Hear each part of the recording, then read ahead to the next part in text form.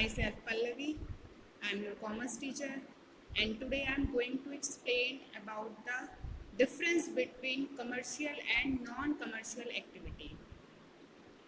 So firstly, I would like to explain about human activity. So students, ये human activity क्या होती है? Human life is built around work. Every human being is busy in some activity or another throughout the day. Every person gets up from bed in the morning, brushes his her teeth, takes bath and eats breakfast. Then a child goes to school or college to study. An adult goes to work or the job, and a housewife works at home. In the evening, a person student जैसा कि आपको पता है, आप अपनी daily life में जो भी काम करते हैं, जैसे कि आपको देखिए इसमें बताया गया है, जैसे आप मॉर्निंग में उठते हैं, अपने टीथ को ब्रश करते हैं, ब्रेकफास्ट करते हैं, स्कूल जाते हैं, मीन्स कोई भी एक्टिविटी आप अपनी डेली रूटीन में करते हैं वो सारी आपकी ह्यूमन एक्टिविटी के अंदर आती है.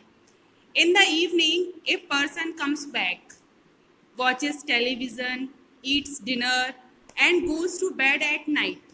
All these activities in which a person engages from morning to evening are known as human activity. यानी आप फुल लाइफ में, अपनी डेली रूटीन में, आप स्कूल जाते हैं, आप कॉलेज जाते हैं, आप मार्केट जाते हैं, आप खाना खाते हैं, आप टीवी देखती हैं, XYZ, आप कोई भी एक्टिविटी करती है वो सारे ह्यूमन एक्टिविटीज़ के अंदर आती है. इन शॉर्ट, ह्यूमन के थ्रू की जाने वाले एक्टिविटीज़ को हम ह्यूमन एक्टिविटी कहते हैं. Now come to next point, meaning of human activity. Human activity means all those activity which human being undertaken. जैसे कि मैंने आपको पहले बता ही दिया है इसके बारे में. ह्यूमन एक्टिविटी में वो सारी एक्टिविटीज़ आती हैं जो कि ह्यूमन्स के थ्रू की जाती हैं.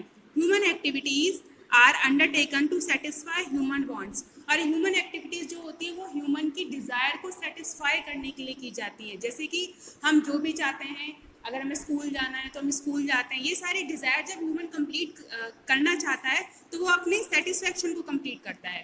These activity continue through out life. और ये एक्टिविटीज़ ऐसी नहीं होती कि आपने एक दिन कर ली, एक दिन नहीं की.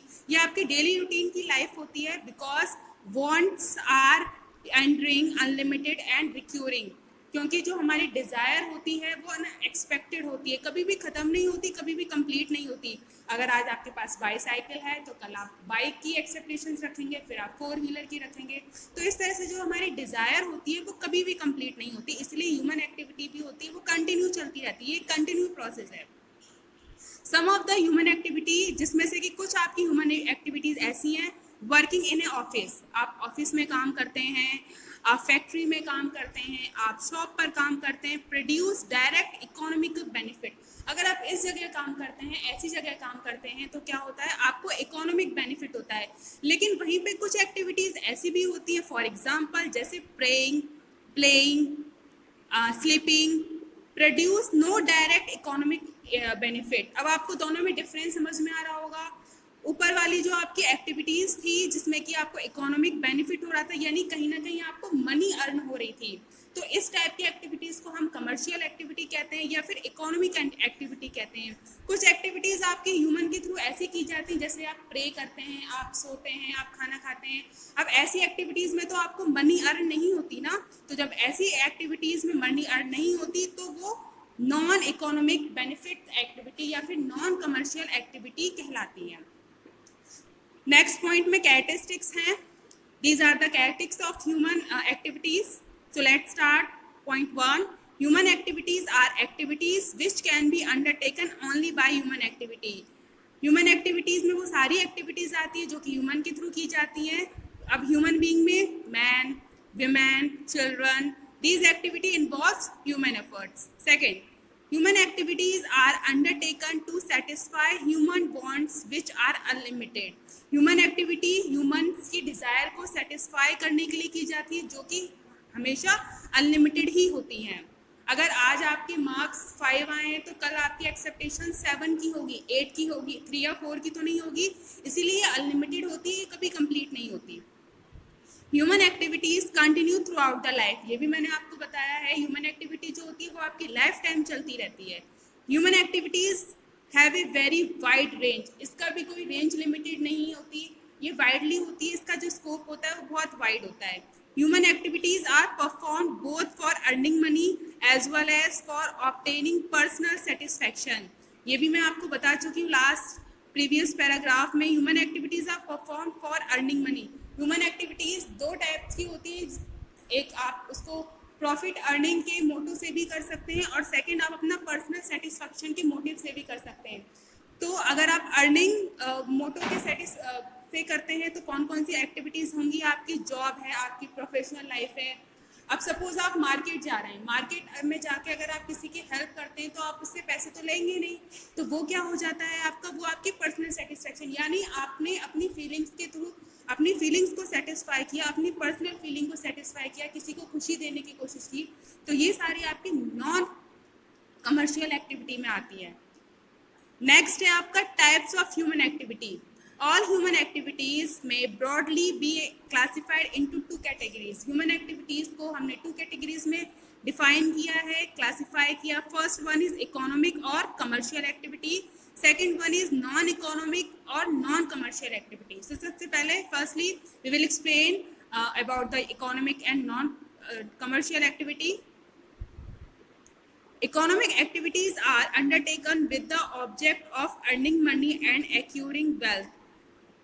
इकोनॉमिक एक्टिविटीज़ जो होती हैं वो अर्निंग और प्रॉफिट मोटो के पर्पज से की जाती है। उनका जो मेन मोटो होता है वो अर्निंग प्रॉफिट ही होता है, मनी अर्निंग ही होता है।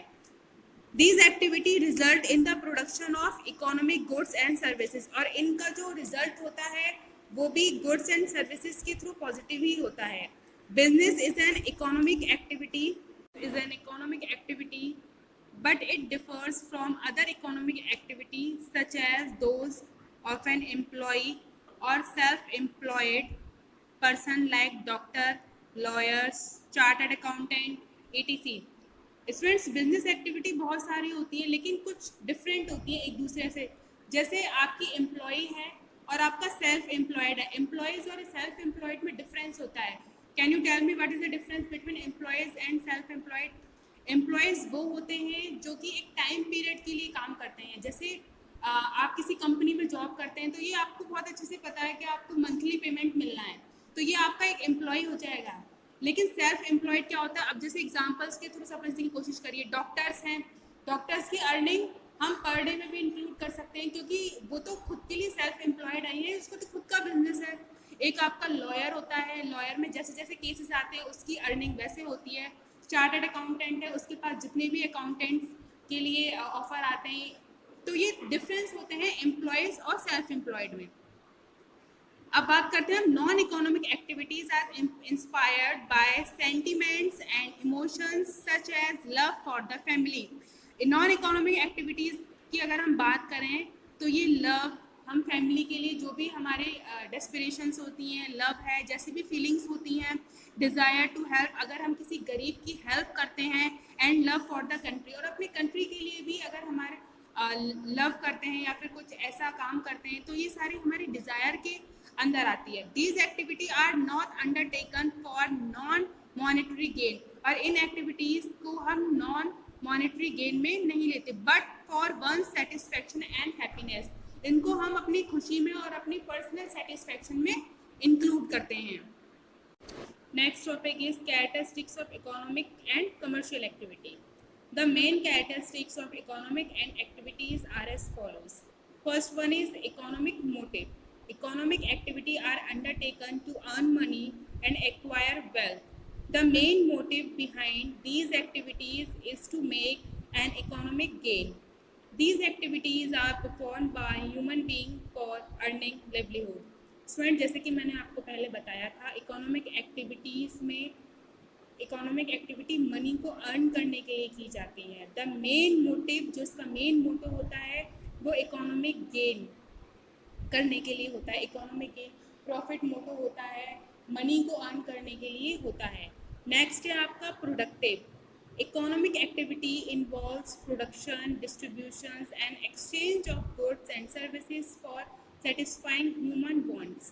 These activities are directly related to creation of wealth. Students, हम इसमें प्रोडक्शन में क्या होता है, ह्यूमन वांट्स के अकॉर्डिंग, जैसे हम चाहते हैं उसके अकॉर्डिंग हम प्रोडक्शन कर सकते हैं। कोई भी मैन्युफैक्चरिंग कंपनी है उसमें प्रोड्यूस कर सकते हैं, डिस्ट्रीब्यूट करते हैं, कहीं किसी को देना है, पहुंचानी है कोई भी चीज़, कोई भी गुड्स है, exchange of goods and services, एक जगह से दूसरी जगह पे ले जाने का काम करते हैं।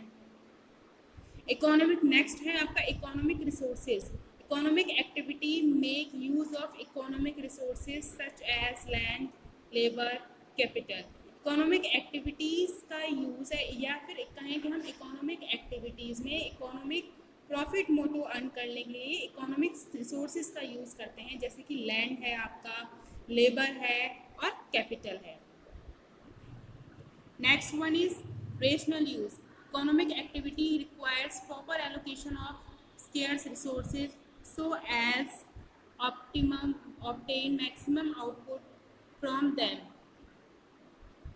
इकोनॉमिक एक्टिविटीज़ में क्या होता है, हम प्रॉपर रिसोर्सेज का यूज़ करते हैं जिससे कि क्या होता है, ज़्यादा से ज़्यादा हमें आउटपुट मिल सके। These activity involves optimum utilization of land, labor, capital and other factors of production.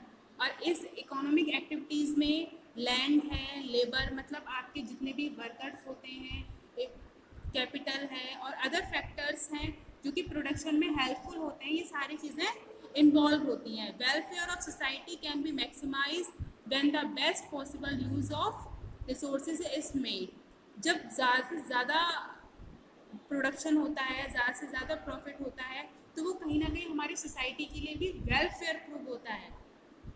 Next point students, economic growth. Economic activity determine the level of economic development a country and the standard of living of its citizen. Economic activity के through हम ये determine कर सकते हैं कि किसी भी country की जो इकोनॉमिक डेवलपमेंट का जो लेवल है, जो स्टैंडर्ड है, वो कितना है, हाई जा रहा है या फिर लो जा रहा है, ये हम डिफाइन कर सकते हैं। नेक्स्ट है आपका legal and valid. Human activity perform for economic gain are called economic activity only when they are lawful. Student, हम सभी तरह की एक्टिविटीज़ को लीगल और वैलिड नहीं कह सकते। कुछ एक्टिविटीज़ ऐसी होती हैं जो कि अनलॉफुल होती हैं, जैसे कि गैम्बलिंग है, ब्लैक मार्केटिंग है, थेफ्ट है, स्मगलिंग है, ईटीसी। ये कुछ एक्टिविटीज़ ऐसी होती हैं जो कि अनलॉफुल होती हैं और इनको हम इकोनॉमिक एक्टिविटीज़ में काउंट नहीं करते। Are oppose to public interest, therefore these activities can not be called economic activity. Next point है socially desirable. Economic activities are desirable for societies. They must be in accordance with the expectations and norms of society. Students, norms का मतलब होता है rules and regulations, जहाँ हम society में रहते हैं उनके थ्रू, उनके पॉइंट ऑफ व्यू से भी कुछ चीज़ें होती हैं। तो ये जो आपकी इकोनॉमिक एक्टिविटीज़ होती है, ये सोसाइटी के लिए डिज़ायरेबल होनी चाहिए और ये एक्सेप्टेशंस और सोसाइटी में रहने वाले लोगों की एक्सेप्टेशंस और रूल्स एंड रेगुलेशंस के अकॉर्डिंग होनी चाहिए। Next topic is students, examples of economic and commercial activity. These are the some examples of economic and commercial activity, in which first one is production of goods by a manufacturer in a factory. अगर हम किसी भी factory में कोई भी goods को manufacture करते हैं, प्रोड्यूस करते हैं, बनाते हैं, तो वो भी आपकी इकोनॉमिक एक्टिविटी में काउंट होता है। Second one is distribution of goods by a wholesale to retailer. Students, अगर कोई भी प्रोडक्ट है आपका जो फैक्ट्री में बनता है, वो डायरेक्ट आपके पास तक तो नहीं पहुंचता, तो वो कैसे आता है, पहले होलसेल मार्केट में जाता है, फिर रिटेलर्स वहाँ से परचेज करते हैं, उसके बाद रिटेलर्स उसको शॉपकीपर्स को देते हैं, फिर आप जाके उसको शॉपकीपर से परचेज करते हो। तो ये जो डिस्ट्रीब्यूशन की चेन होती है, ये भी क्या होता है, इकोनॉमिक एक्टिविटी में अकाउंट होती है। Third one is selling of goods by a retailer to customer. अब जब रिटेलर कस्टमर को सामान, गुड्स, सर्विस या कोई भी चीज़ को सेल करता है, तो ये भी आपकी इकोनॉमिक एक्टिविटीज़ में आता है। Fourth one is transportation of goods and passengers by railway. जो ट्रांसपोर्टेशन फेयर का चार्जेस होता है, अगर आप कहीं जाते हैं by railway, by roadway, by airlines, by ship, तो these are also included in economic activity. Last one is storage of goods by warehouse keeper. अगर वेयर हाउस कीपर के थ्रू वेयर हाउसिंग में store को या फिर किसी भी goods को रखा जाता है, तो ये भी आपकी इकोनॉमिक एक्टिविटी में काउंट होता है। Friends, this is your next topic, non-economic and non-commercial activity. Activity which are undertaken to satisfy social, religious, cultural and sentimental requirements are called non-economic activity. Non-economic activities वो होती हैं जो कि human अपनी social satisfaction, religious, cultural and sentimental requirements के लिए करता है। प्रॉफिट के लिए नहीं करता, मनी अर्निंग के लिए नहीं करता, अपनी ह्यूमन पर्सनल सेटिस्फेक्शन के लिए जब वो करता है तो वो आपकी नॉन कमर्शियल एक्टिविटीज़ कहलाती हैं। The object of these activity is not to make monetary gain earn a reward. इन एक्टिविटीज़ का जो मोटो होता है नॉन कमर्शियल एक्टिविटीज़ का, ये प्रॉफिट मोटो नहीं होता, नॉन मॉनेटरी होती है, नॉन फाइनेंशियल प्रॉफिट मोटिव होती है। People engage in non economic activity for reason of love. और जो पीपल होते हैं, जो ह्यूमंस होते हैं, वो एंगेज होते हैं इन नॉन इकोनॉमिक एक्टिविटीज़ में किस रीज़न से होते हैं? लव के लिए, सिंपैथी के लिए, रिलीजियंस के लिए और पैट्रियोटिज्म के लिए। फॉर एग्जांपल, अगर हम एग्जांपल के थ्रू बात करें, a mother looks after her children. अगर एक माँ अपने बच्चे का ख्याल रखती है तो वो उसके लिए उसका लव है, केयरिंग है। Students donate blood. अगर एक स्टूडेंट अपना ब्लड डोनेट करता है तो ये सिंपैथी से करता है, वो अपनी मर्जी से करता है, अपनी खुशी से करता है। And old man goes to temple daily. अगर एक ओल्ड मैन डेली टेम्पल जाता है तो ये वो अपनी श्रद्धा से जाता है, उसकी रिलीजियस फीलिंग्स है। A rich man donates money to the PM relief fund. अगर एक रिच मैन फंड के लिए PM फंड में कुछ पैसे देता है तो वो अपनी पर्सनल सेटिस्फेक्शन के लिए करता है। A young man helps a blind girl cross the road. और एक यंग मैन किसी ब्लाइंड गर्ल की हेल्प करता है रोड क्रॉस करने में, तो ये भी वो अपनी पर्सनल सेटिस्फेक्शन के लिए करता है। इट मीन्स इसमें इस पैराग्राफ में हमने क्या पढ़ा कि नॉन कमर्शियल एक्टिविटीज़ ह्यूमन जो भी करते हैं वो सभी अपनी पर्सनल सेटिस्फेक्शन के लिए करते हैं। नेक्स्ट है, it is the object of any activity that discuss between economic and non economic activity. इनके ऑब्जेक्ट्स भी होते हैं, इकोनॉमिक एक्टिविटी का भी ऑब्जेक्ट होता है, नॉन इकोनॉमिक एक्टिविटीज़ के भी ऑब्जेक्ट्स होते हैं। The primary objective of economic activity is to earn livelihood and create wealth. जो इकोनॉमिक एक्टिविटी का जो प्राइमरी जो बेसिक ऑब्जेक्ट होता है वो अपनी बेसिक नीड्स को सेटिस्फाई करने के लिए होता है, कंप्लीट करने के लिए होता है। ऑन द अदर हैंड, और वहीं पे क्या होता है, the main objective of non economic activity, और वहीं पे क्या होता है, जो नॉन ऑब्जेक्टिव होता है, जो नॉन इकोनॉमिक एक्टिविटी का ऑब्जेक्ट होता है वो होता है is get some sort of social, cultural, religious और रिक्रिएशनल सेटिस्फेक्शन। इस एक्टिविटीज़ में, नॉन इकोनॉमिक एक्टिविटीज़ में क्या होता है, पर्सन अपनी सेटिस्फेक्शन के लिए काम करता है।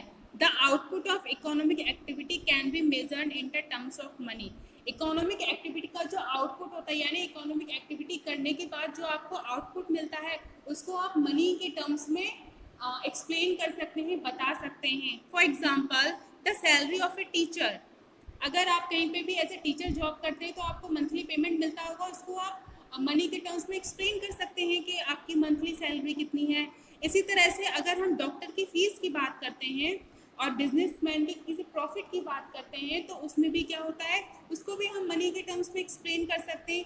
But the result of non economic activity, लेकिन जो नॉन इकोनॉमिक एक्टिविटी का जो रिजल्ट्स होते हैं can not be measured in the terms of money, उसको हम मनी के टर्म्स में एक्सप्लेन नहीं कर सकते। Next, the same activity may be economic as well as non economic. कुछ एक्टिविटीज़ ऐसी भी होती हैं जो इकोनॉमिक भी होती हैं और नॉन इकोनॉमिक भी होती हैं। So let's see, for example, a nurse attending a patient in a hospital is an economic activity.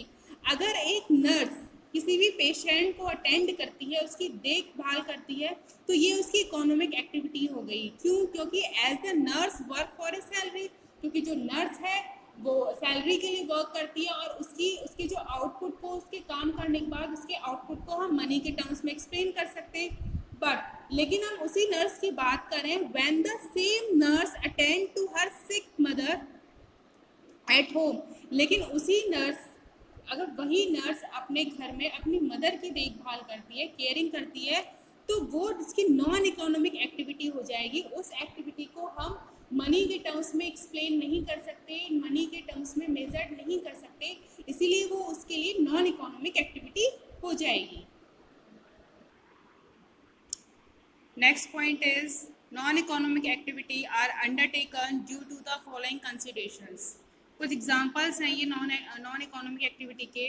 First one is love and affection. For example taking dinner with the family, cooking food for family. अगर आप family के लिए खाना बनाते हैं, family के साथ खाना खाते हैं, so that activity will be comes in love and affection. Second is personal satisfaction. अगर आप मेडिटेशन करते हैं पार्क में, मेडिटेटिंग के लिए जाते हैं, तो वो भी आपके पर्सनल सेटिस्फेक्शन में आता है।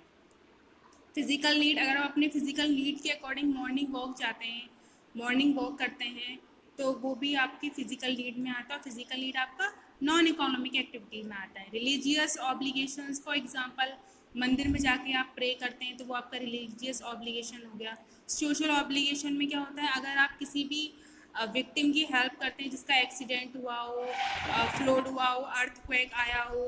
Patriotism, for example donating blood for injured army man. अगर आप किसी भी इंजर्ड आर्मी मैन के लिए अपना ब्लड डोनेट करते हैं, तो वो आपकी पैट्रियोटिज्म में आता है। These are the some examples between commercial and non-commercial activity. First one is objective basis. These are the basis. First one is objective.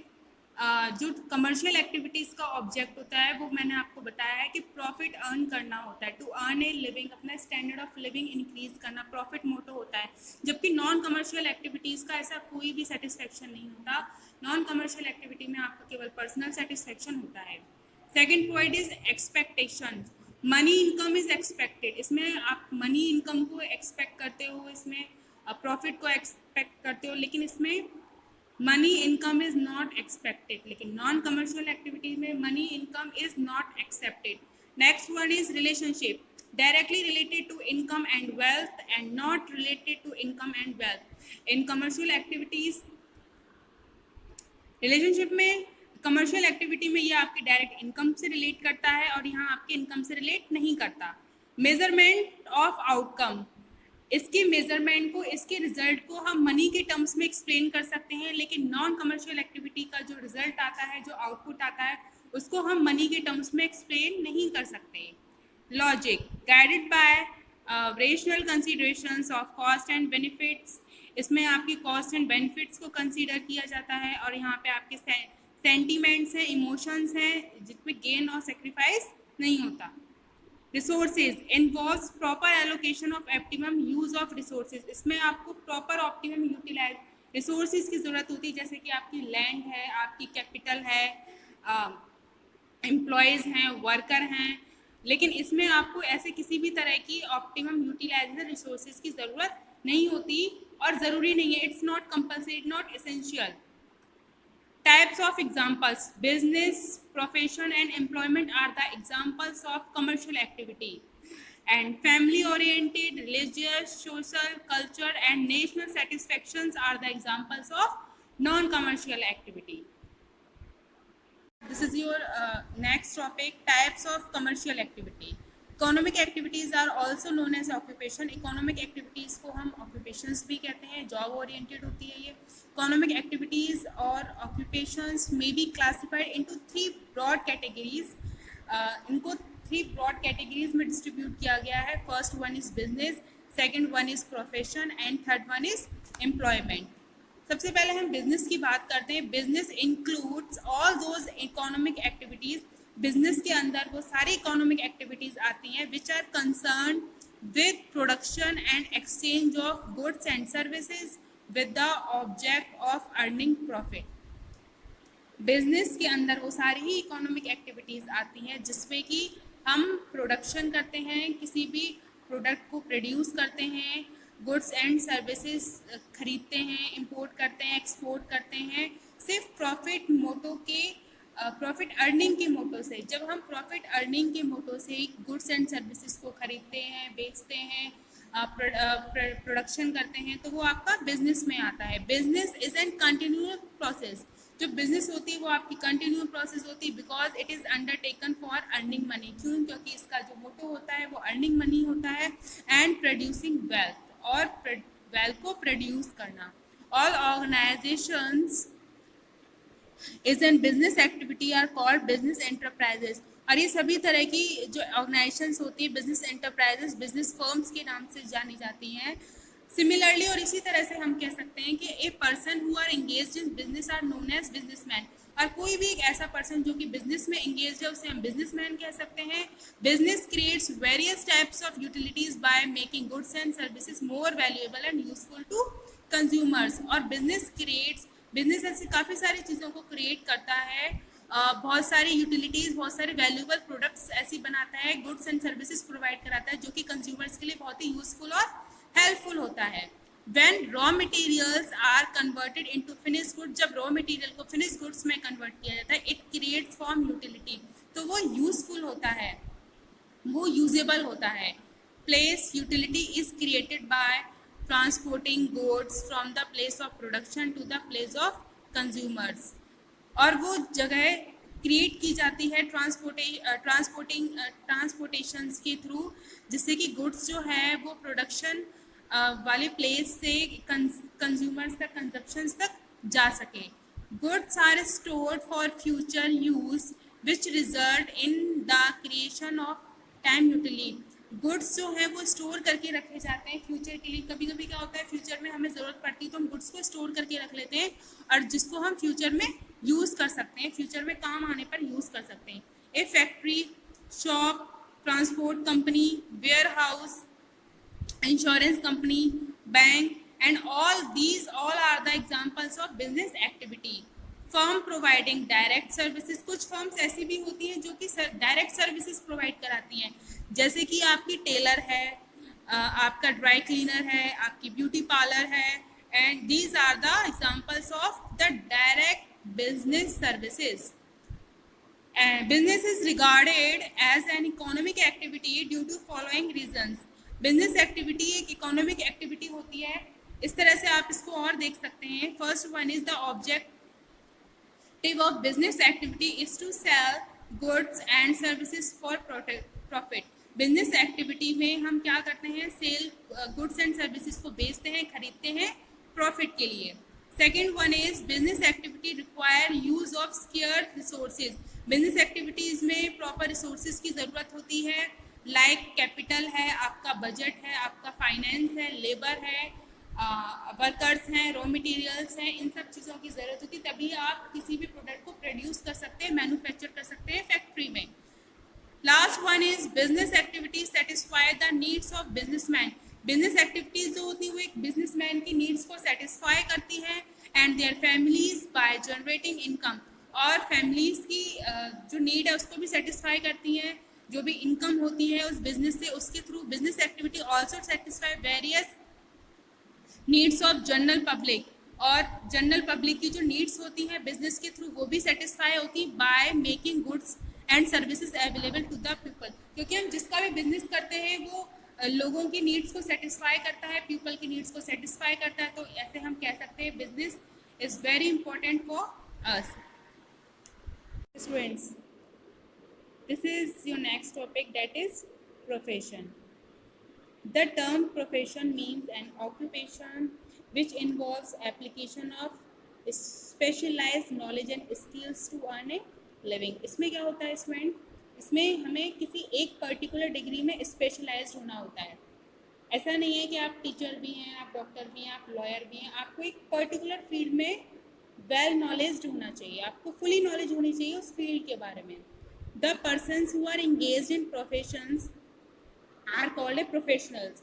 जो भी अपनी प्रोफेशन में फुली इंगेज्ड होते हैं उन्हीं को हम प्रोफेशनल्स बोलते हैं, जिससे they render personal services specialised nature to their client, ताकि वो अपने क्लाइंट को एक स्पेशलाइज्ड नेचर के थ्रू, फुली नॉलेजेबल के थ्रू उसको डील कर सकें। The service is based on professional education. और जो सर्विस है वो आपकी प्रोफेशनल एजुकेशंस पे डिपेंड करती है, ट्रेनिंग पे, एक्सपीरियंस पे। इन्हीं सारी चीज़ों के बाद ही आपको आपको एक वेल प्रोफेशनल्स नॉलेज प्रोवाइड होती है। जब आप एक्सपीरियंस हो जाता है, आप ट्रेनिंग कराई जाती है, आपको आपके पास प्रोफेशनल डिग्री होती है, जैसे कि फॉर एग्जांपल चार्टर्ड अकाउंटेंट है, मेडिकल्स हैं, लॉ है, टैक्स है, consultancy are the examples of professions. Students, these are the some features of a profession. So first one is specialized body of knowledge. Every profession has a specialized and systematized body of knowledge. जितने भी professions होते हैं उनको मैंने special field, एक particular field में well knowledge होना चाहिए। Member of a profession are required to learn this knowledge. और जो प्रोफेशन में लोग होते हैं, पर्सन्स ऑलरेडी इन्वॉल्व होते हैं, वो आपको नॉलेज गेन करने में हेल्प करते हैं। Formal training. A profession provides facilities for formal education and training to those who want to acquire professional qualification. A profession की जो फैसिलिटीज़ होती हैं फॉर्मल एजुकेशन ट्रेनिंग के लिए, to those who wants to acquire professional education, ये उन्हीं लोगों के लिए होती हैं जो कि प्रोफेशनल एजुकेशन लेना चाहते हैं, फॉर्मल एजुकेशन लेना चाहते हैं, ट्रेनिंग लेना चाहते हैं। रेस्ट्रिक्टेड एंट्री, इसमें स्टूडेंट्स क्या होता है, सभी लोगों को एंट्री नहीं होती, केवल उन्हीं लोगों को एंट्री अलाउ होती है who have completed the prescribed education. वो जिस फील्ड में जाना चाहते हैं पहले उनको उस एजुकेशन से रिगार्डिंग डिग्री लेनी पड़ेगी, हैव पास द स्पेसिफाइज्ड एग्जामिनेशन, और उस पर्टिकुलर एग्ज़ाम को क्वालिफाई करना पड़ेगा, तभी उनको उसमें एंट्री मिलेगी, अदरवाइज नहीं मिलेगी। Next one is professional association. Every profession has its own association. जितने भी प्रोफेशंस होती है सबकी अलग अलग एसोसिएशंस होती है। For example, a professional association is a statutory body and its membership is essential. और किसी भी पर्टिकुलर एसोसिएशन फील्ड में जाने के लिए आपको मेंबरशिप लेनी ज़रूरी है। Student, these are the list of professions, these are the professionals and these are the associated with profession. Suppose आपको मेडिकल प्रोफेशन है आपका, तो आपकी डिग्री क्या हो जाएगी, प्रोफेशनल क्या हो जाएगा आपका, डॉक्टर, और इसमें आपको मेडिकल काउंसिल ऑफ इंडिया से डिग्री लेनी पड़ेगी, तब आप वैलिड माने जाएंगे। लॉ प्रोफेशन, आप लॉयर कहलाएंगे। बार काउंसिल ऑफ इंडिया, आपको bar council of India association से डिग्री लेनी पड़ेगी। अकाउंटिंग प्रोफेशन, चार्टर्ड अकाउंटेंट होता है। The institute of chartered accountant of India, ICAR, यहाँ से आपको डिग्री लेनी पड़ेगी।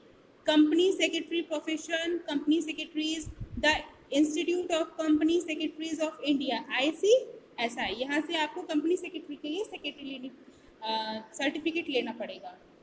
Accounting profession, cost of accounting, the institute of cost and works accounts of India, ICWAI।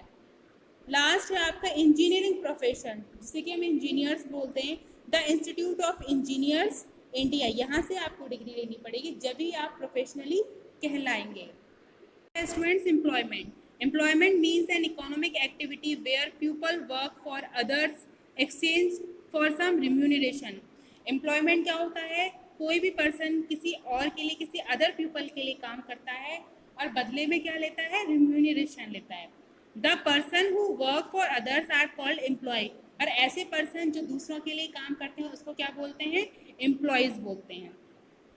The person और ऑर्गेनाइजेशन, ऐसे लोग और ऐसी संस्था विच एंगेज अदर, जो लोगों को एंगेज करती है काम के लिए, उनको क्या बोलते हैं, एम्प्लॉयर्स बोलते हैं। जॉब देती है, रिम्यूनरेशन देती है, उनको क्या बोलते हैं, एम्प्लॉयर्स बोलते हैं। The remuneration given by employer to his employee is known as wages, और जब कोई भी एम्प्लॉयर अपने एम्प्लॉय को वेजेस देता है, सैलरी देता है, उसको दिया जाता है, उसको वेजेस और सैलरी बोलते हैं। काम के बदले में जो देते हैं उसको वेजेस से सैलरी पेमेंट बोला जाता है। The employee inform the work assign to him by his employer as per terms and condition of employed, और जो एम्प्लॉय होता है वो जैसे ही टर्म्स एंड कंडीशन जो भी होती हैं उसके अकॉर्डिंग उसको ड्यूटी असाइन करता है। It will be oral or written agreement ये रिटन और ओरल दोनों ही एग्रीमेंट हो सकते हैं एम्प्लॉयर और एम्प्लॉयज़ के बीच में। The employee act the guidance and control of his employer.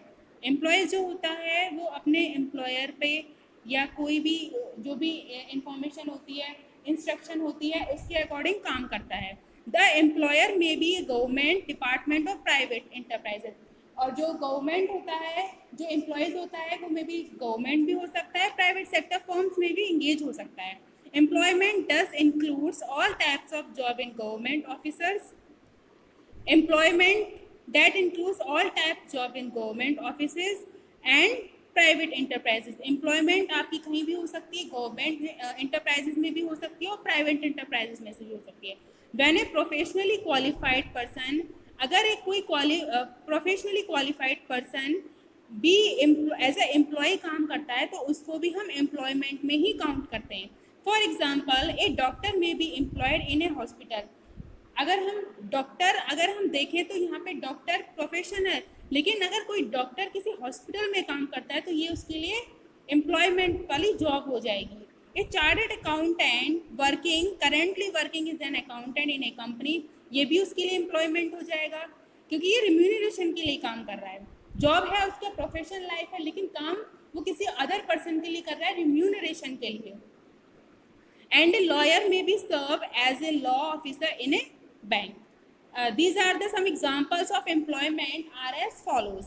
First one is a teacher teaching in a school or college. जब कोई टीचर किसी स्कूल और कॉलेज में टीचिंग करता है तो वो किस लिए करता है? वेजेस के लिए, सैलरी के लिए। तो ये भी एक एग्जाम्पल है एम्प्लॉयमेंट का। An engineer employed in municipal corporation of India. अगर कोई इंजीनियर म्यूनिसिपल कॉर्पोरेशन में काम करता है तो ये भी एक एम्प्लॉयमेंट का एग्जाम्पल है। Third one is an accountant working in accounts. अगर कोई भी अकाउंटेंट अकाउंट्स की फील्ड में काम कर रहा है किसी कंपनी में तो ये भी एम्प्लॉयमेंट का एग्जाम्पल है। A person working as a plant manager. अगर कोई भी person as a plant manager काम कर रहा है फैक्ट्री में तो ये भी एम्प्लॉयमेंट का एग्जाम्पल है। एंड ए नर्स और a doctor working in a hospital. कोई नर्स कोई डॉक्टर हॉस्पिटल में काम करते तो these are the examples of employment. So students, I hope ये वीडियोस आपको पसंद आई, अच्छी लगी होगी।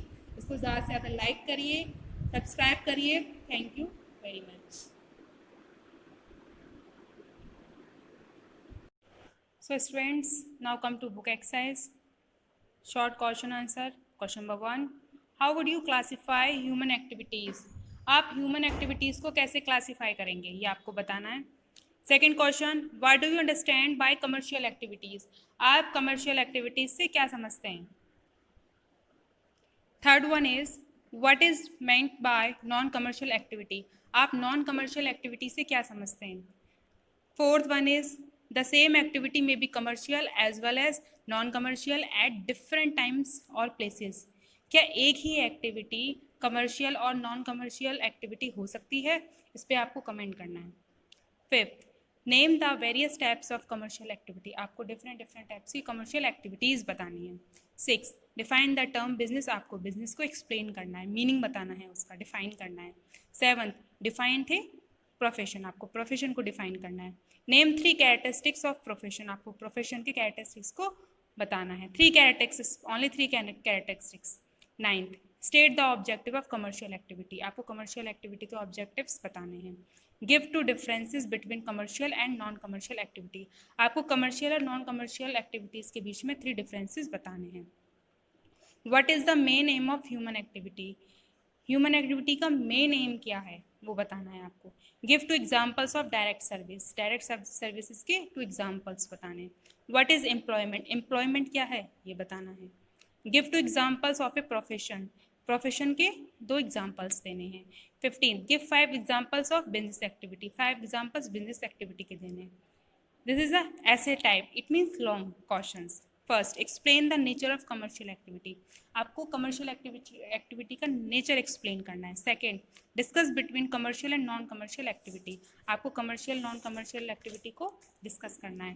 Third, commercial activities include trade and aids to trade. Explain. इस ट्रेड और एड्स टू ट्रेड दोनों में आप डिफरेंस बता के भी एक्सप्लेन कर सकते हैं इसको। Fourth one, what is a profession. Profession क्या है and explain the characteristics of a profession. और आपके प्रोफेशन के कैरेक्टरिस्टिक्स को एक्सप्लेन करना है। Discuss between business, profession and employment. इन बिजनेस, प्रोफेशन एंड एम्प्लॉयमेंट में डिफरेंसेस बताने हैं आपको। 6.1 is the activities of business, profession and employment are not competitive but complementary. Explain. ये जो आपकी बिजनेस की, प्रोफेशन की, एम्प्लॉयमेंट की जो एक्टिविटीज़ होती है वो कॉम्पिटिटिव नहीं है लेकिन कॉम्प्लीमेंट्री, फिर भी एक दूसरे से जुड़े हुए हैं, इसके बारे में आपको एक्सप्लेन करना है। 7, classify the following activities into business, profession and employment. ये आपको कुछ एक्टिविटीज़ दे रखी हैं और इसमें आपको बताना है कौन सी बिजनेस की है, which one is profession and which one is employment. So first one is dentist clinic. अगर हम किसी डेंटिस्ट की क्लिनिक में जाते हैं तो ये क्या होगा, ये आपका प्रोफेशन है। Second one is a person working as a lawyer in Nokia. अगर कोई नोकिया की कंपनी में एज ए लॉयर वर्क कर रहा है तो वो क्या है, उसका एम्प्लॉयमेंट है।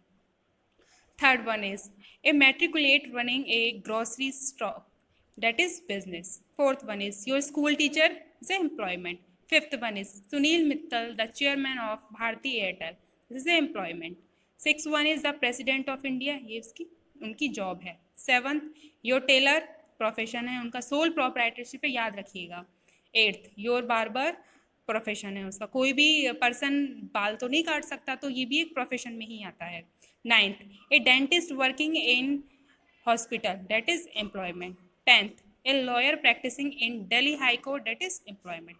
Now last one, 8th, classify the following into commercial and non commercial activity. अब ये एक्टिविटीज़ को आपको कमर्शियल और नॉन कमर्शियल एक्टिविटीज़ में डिफाइन करना है। First one is A tea stall on new Delhi railway station, that is commercial activity, क्योंकि इनका मोटो क्या है, प्रॉफिट अर्न करना, इसलिए कमर्शियल एक्टिविटी है। Second, Sarita preparing T for her husband, that is non commercial activity. क्यों, क्योंकि इनका मोटो प्रॉफिट अर्न करना नहीं है, ये चाय बनाने के बाद हस्बैंड से पैसे थोड़ा ना लेंगी, तो ये नॉन कमर्शियल एक्टिविटी है, इनका जो मोटिव है प्रॉफिट अर्न करना नहीं है। Third one is a nurse working in GB pant hospital, that is commercial activity. Fourth one is Hasima nursing her mother in law, that is non commercial activity. Fifth one is a restaurant cooking parathas in एट्स Gali Paranthe Wali, Chandni Chowk Delhi, that is commercial activity. क्यों, क्योंकि shop है तो profit motto earn करना इनका motive है। Manpreet Kaur cooking parathas the family, that is non commercial activity, ये family के लिए कर रहे हैं तो इसके लिए non commercial activity. Seventh, a yoga teacher teaching yoga to client, अपने क्लाइंट को कोई भी योगा टीचर अगर योगा सिखाता है तो वो कमर्शियल एक्टिविटीज़ है। Next, Deepika teaching yoga to her neighbour in a park, that is non commercial activity.